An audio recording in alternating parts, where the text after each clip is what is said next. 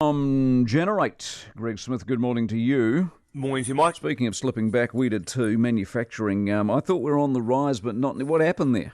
Yeah, that's right. We did actually say about a month ago that it might be a little bit premature to pop those champagne corks, and so it's proved. So the BNZ Performance of Manufacturing Index, that moved from an expansionary 52.8 to a contractionary 49.9 in August. So manufacturers still look to be doing it tough, although perhaps we can spin it a little positively, and let's do that after those sporting results maybe.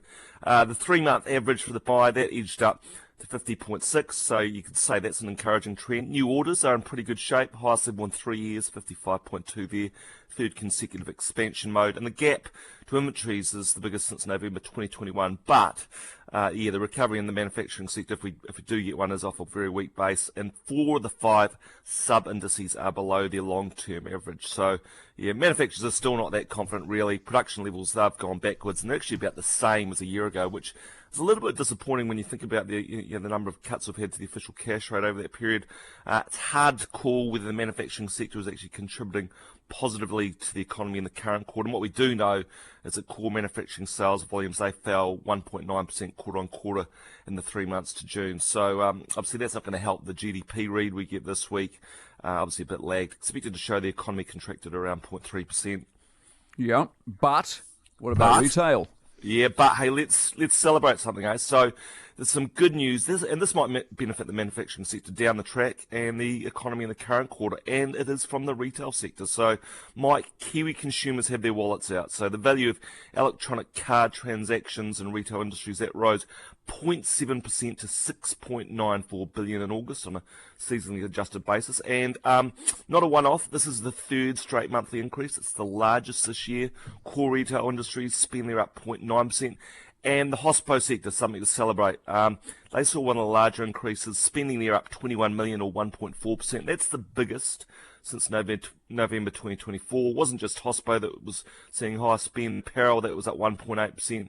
Durables, long-lasting items, that was up 0.5%. And consumables, that rose 0.3%. So total value of spending, that increased by 41 million, 0.3 billion. One caveat, these numbers aren't inflation adjusted, so you could say this might be just higher prices, but we're also seeing sentiment improve in terms of number of transactions. So 174 million last month. That's up a million from July, around about $54 per transaction. Total amount spent 9.3 billion. So, Mike, let's start talking about green shoots in consumer land. We've got more rate cuts on the way. That should help sentiment, and that'll be welcomed by retailers heading into the end of the year. Good stuff stateside, though. Consumers not happy. Not so happy, no. So the University of Michigan survey, second straight month of decline in September, so it fell 55.4 to its a 4-month low from 58.2 in August. Worse than expected, most are expecting no change. So consumers are seeing risks to business conditions, jobs, obviously we've seen that print recently, and inflation, particularly weak among lower and middle income consumers. They're seeing risks to their own pockets as well.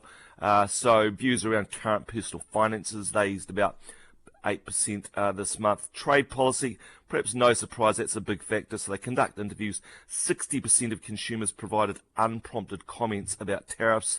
They're not buying the idea that it won't push up inflation, particularly over the longer term. So inflation expectations, the Fed looks that, Mike, obviously they're meeting this week. Over a 1 year, 4.8%, that's unchanged. But over the 5-year term, up to 3.9%, 3.5% last month. So everything that's happened this year is clearly impacting sentiment. And if you look at the index, it's actually 20% lower than a year ago. Perhaps doesn't help, of course, that the Fed hasn't cut borrowing rates this year. But, Mike, there might be some respite at hand as well this week. So markets are pricing in a quarter-point rate cut by the Fed this week, and I think there's around about a 12% chance of a 50 basis point cut. So stay tuned. Numbers, please. The Dow was down 0.6% on Friday, 45,834. S&P 500, that was down to smidge, 6,584. Nasdaq, that was up 0.4%, 22,141. FTSE 100 down 0.2%, 9,283. As you mentioned, UK economy, that was flatlining in July. Nikkei up 0.9% in Japan. ASX 200 up 0.7%. NZX 50, we were flat, 13,227. Gold up $9, 3,643 an ounce. Oil up 32 cents, 62 spot 69. And the currencies against the US, 59.5 down 0.4%. Aussie dollar 89.6 down 0.2%, as it was against the British pound, Kiwi fetching 43.9, Japanese yen 88 flat. This week, lots going on. Locally, we've got the services sector print, we've got food inflation that'll be closely watched. Dairy auction, of course, second quarter GDP later in the week. That's a bit lagged. Offshore earnings from Häagen-Dazs owner General Mills. We've got FedEx, China and US retail sales, US housing, and a deluge of central banks. Well, Canada, England, Japan, and of course the Fed. So stay tuned. what a week. Go well. Greg Smith out of Generate Wealth and Kiwi Saver Specialists.